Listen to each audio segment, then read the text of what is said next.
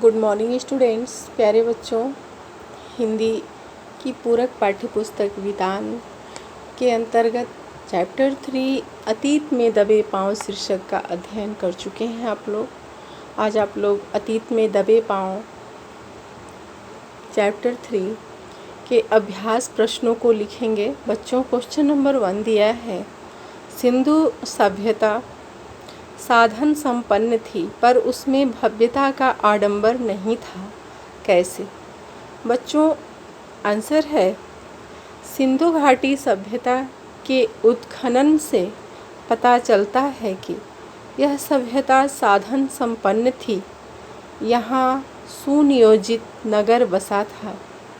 जल निकासी के लिए पक्की नालियाँ बनाई गई थीं।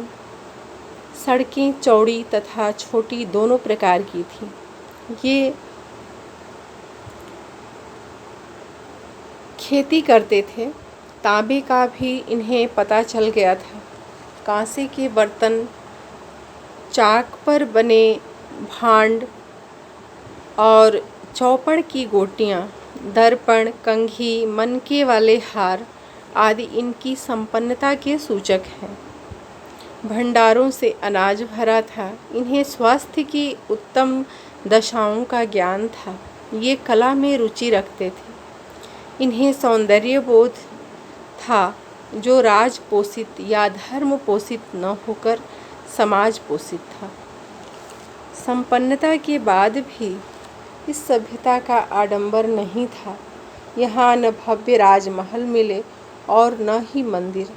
यहाँ राजाओं और महंतों की समाधियाँ भी नहीं हैं। यहाँ के मूर्ति, शिल्प और औजार भी छोटे हैं और उनके कमरे भी छोटे हैं।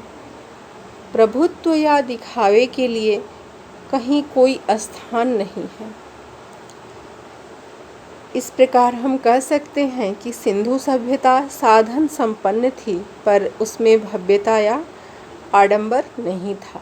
इस तरह आपका क्वेश्चन नंबर 1 कंप्लीट हो गया। बच्चों, क्वेश्चन नंबर 2 में दिया है, सिंधु सभ्यता की खूबी उसका सौंदर्य बोध है जो राज पोषित या धर्म पोषित न होकर समाज पोषित था। ऐसा क्यों कहा गया? बच्चों, इसका आंसर होगा मोहनजोदड़ो के लोग में कला के प्रति प्रेम अधिक था। वास्तुकला, नगर नियोजन, पशु पक्षियों के चित्र, मुहरों का निर्माण, खिलौने, आभूषण, कुंड संयोजन सभी कला रूप हैं। एक पुरातत्ववेत्ता के अनुसार सिंधु सभ्यता की खूबी उसका सौंदर्य बोध है जो राज पोषित या धर्म पोषित न होकर समाज पोषित था। इस तरह क्वेश्चन नंबर 2 कंप्लीट हो गया। क्वेश्चन नंबर 3 में दिया है, पुरातत्व के किन चिन्हों के आधार पर आप कह सकते हैं कि सिंधु सभ्यता ताकत से शासित होने की अपेक्षा समझ से अनुशासित सभ्यता थी? बच्चों, इसका आंसर है मोहनजोदड़ो के अजायब घर में प्रदर्शित वस्तुओं में कलाकृति औजार हैं पर उसमें हथियार नहीं हैं। संपूर्ण सिंधु सभ्यता में कहीं भी हथियार नहीं दिखाई पड़े जैसा कि राजतंत्र में आवश्यक होते हैं। यहाँ के नरेश के सिर पर मुकुट भी बहुत छोटा है।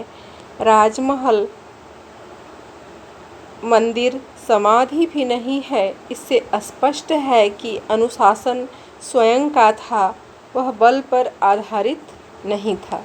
इस तरह क्वेश्चन नंबर 3 कंप्लीट हो गया। क्वेश्चन नंबर 4 क्वेश्चन दिया है, यह सच है कि यहाँ किसी आंगन की टूटी फूटी सीढ़ियाँ अब आपको कहीं नहीं ले जाती। वे आकाश की तरफ अधूरी रह जाती हैं, लेकिन इन अधूरे पायदानों पर खड़े होकर अनुभव किया जा सकता है कि आप दुनिया की छत पर हैं। वहाँ से आप इतिहास को नहीं, इसके पार झांक रहे हैं। इस कथन के पीछे लेखक का क्या आशय है? बच्चों, ये तो आप खुद से कर सकते हैं, लेकिन मैं एक्सप्लेन कर दे रही हूँ। बच्चों, मोहनजोदड़ो के खंडहरों की टूटी फूटी सीढ़ियाँ कहीं नहीं ले जाती, क्योंकि जो भवन बनाए गए थे वे अब टूट फूट गए हैं, पर इन पर पैर रखते ही यह एहसास हो जाता है कि हम संसार के सबसे ऊंचे स्थान पर खड़े हैं। अर्थात दुनिया में जब संस्कृति और सभ्यता का विकास होना प्रारंभ भी नहीं हुआ था, तभी यहाँ सभ्यता का विकास हो चुका था। मोहनजोदड़ो की सभ्यता उन्नत थी, सुनियोजित नगर थे, महानगर थे। इस प्रकार पूर्वकाल इतिहास का हमें पूरा ज्ञान प्राप्त हो जाता है। बच्चों, इस तरह आपका क्वेश्चन नंबर 1 to 4 तक कंप्लीट हो गया। क्वेश्चन नंबर 5 हम लोग नेक्स्ट डे में लिखेंगे। धन्यवाद।